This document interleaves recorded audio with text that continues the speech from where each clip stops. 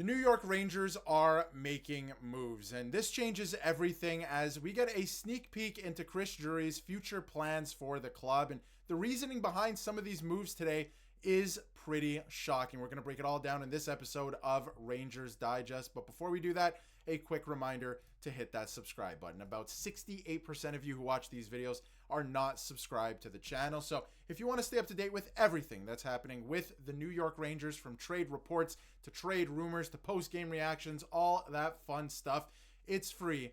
Be sure to hit that subscribe button. Now, the Rangers have made a couple moves today, and let's dive right into it. We'll get into some other updates later in the video as well, but they made this move around noon today, and that is Zach Jones on his conditioning loan and Brennan Othmann have been recalled from the AHL's Hartford Wolfpack. And a subsequent move is Matthew Robertson has been assigned to the Hartford Wolfpack. If you can remember, he was called up a couple days ago because of the Four Nations face-off. He came into practice for a little bit. He was with the team, and now he's been sent back down to the AHL. Now, a lot of people are looking at this and going, what exactly does this mean? Now, I wonder if Zach Jones does get into a game here upcoming, because the Rangers have been playing horribly. They could use some life into the lineup. I am a big fan of Zach Jones, and I've said it, unapologetically on this channel ad nauseum. And, I'm a big fan of his, but I do believe that he could end up getting traded nonetheless. And it could be a good thing, actually, for the Rangers, because if you're not going to play him, why would you leave him down there in Hartford? Why wouldn't you trade him for some assets? Because I think there's a team out there that would like him. But again, I think he's a great piece. But nonetheless, he's been called up. I wonder if he gets into a game.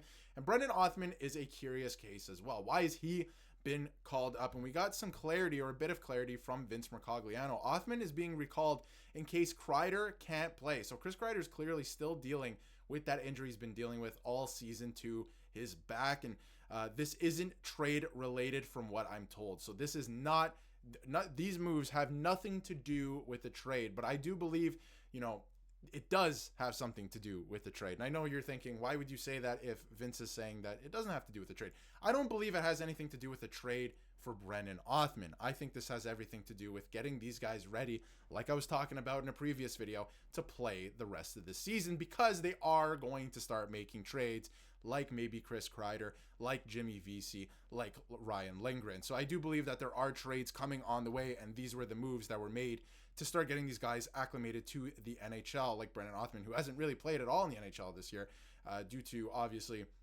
he couldn't crack the opening night lineup, and then he sustained an injury as well. But the New York Rangers have recalled prospect Brennan Othmann in case Chris Kreider misses more time, and his arrival should be about much more than injury insurance. And Vince went on to say that, the big picture should take precedence over narrow-minded, the win-now approach, which is why Berard and Othmann should be playing over forwards who don't factor into future plans, like, for example, Jimmy Vesey and Riley Smith, which I mentioned in a video earlier.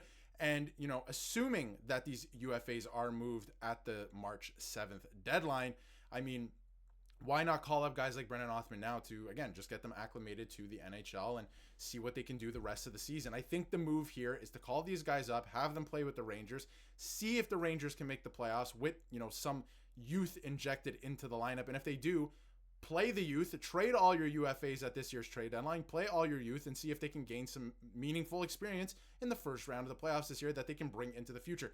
This team, I think, with what we saw this last weekend, I'm at the point now, I've been very optimistic on this channel. I am at the point now, this team is not good enough. It is not good enough, not even close, to even get into the playoffs. They have to start trading older guys, and they have to inject the team with some youth. So why not start to do it right now? So with Kreider's injury, which could be related to the back injury he's been dealing with all season, that's been bothering him for months now, provides an opening to turn to the kids sooner. I think this was the plan all along. Not all along, but I mean the last couple months maybe at this point. I think this was the plan, but this certainly has accelerated things, that is for sure. And Peter Laviolette has openly questioned his team's effort multiple times this season, including after Saturday's pathetic 8-2 loss to the conference worst Sabres. And obviously last night, not a great effort. You come away with the win.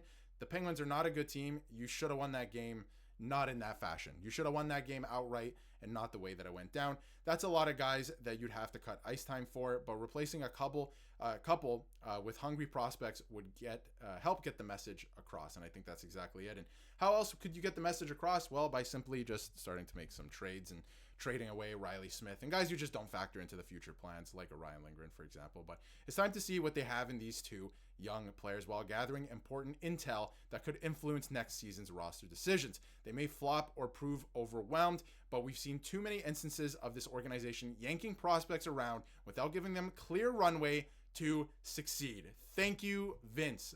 Thank you. We need to give these guys some time to develop. You cannot drop these guys into the NHL and expect them to be, Connor McDavid, right? You can't. You have to give them time to develop, hone their craft in the AHL, which I think they've been doing with Brennan Othmann, and I think that he's actually ready to make the jump to the NHL at this point. But he's not going to be Connor McDavid, so let's pump the brakes a little bit, right? He's going to be a great player in his role, but he's not going to be a Connor McDavid. So let's not trade him away for an older guy who's going to come in and not try and make a difference. This team needs to get younger. They need to be a little bit more patient with their prospects, and not only patient, they need to put more attention to detail on developing prospects. This is a problem that this organization has had for a long time. So thank you for pointing that out, Vince.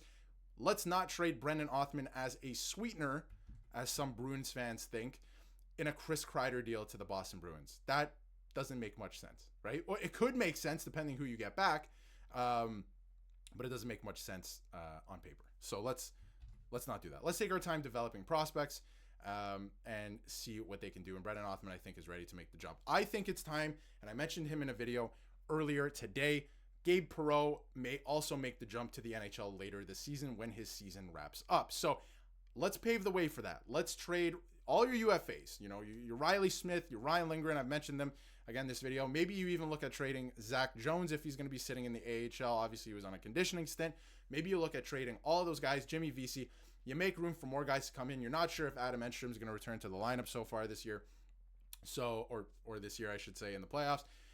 If they make the playoffs, trade all of those guys, make room for guys like Brett Berard, Brendan Othmann, Gabe Perreault to come in, and maybe they can actually make a difference. Yes, they're young. I'm not sure they can take you far in the playoffs, but they could potentially, with their youth, with their hunger to be there and want to become everyday NHL players, might drive you into the playoffs. They can gain some experience in the playoffs. That is the new plan, I think, for the New York Rangers, and I think that's the way they should go. And also, not trading young players too quickly and not dropping them in the NHL too quickly and expecting them to perform, because one guy who's been a victim of that, I think, that might be a harsh word to use, is Alexis Lafreniere, who's shown flashes last season, at the end of the last season, earlier this season, that he can be an elite player in this league. Since he signed his extension, he has not been good. He has 10 goals in his last 50 games. He has 10 goals, 15 assists. He has 25 points in his last 50 games, and he's minus 17. It's not good enough. It is not good enough. And in terms of other updates as well, one thing I wanted to point out, because I've been feeling the same way since Adam Edstrom got hurt, the fourth line has been struggling. When they had Edstrom, Carrick, and Rempe going in January, that was a very good fourth line. That was quite literally winning this team game. So just wanted to point that as well. But let me know in the comments what you think about these moves that the New York Rangers made today. I think this is the first step to inject some youth into the lineup to end the season. I think Othmann's probably going to stick around. He's been having a great year in the AHL despite his injury, so I think that he sticks around. I think at some point we're going to see Brett Berard as well. I also think that, things are very much up in the air for Zach Jones right now, but one thing is for sure, trade almost all of your UFAs, get what you can in return for them, inject some youth into the lineup with Gabe Perreault, go from there, see if you can make the playoffs, and if you can, that's great experience for the young guys.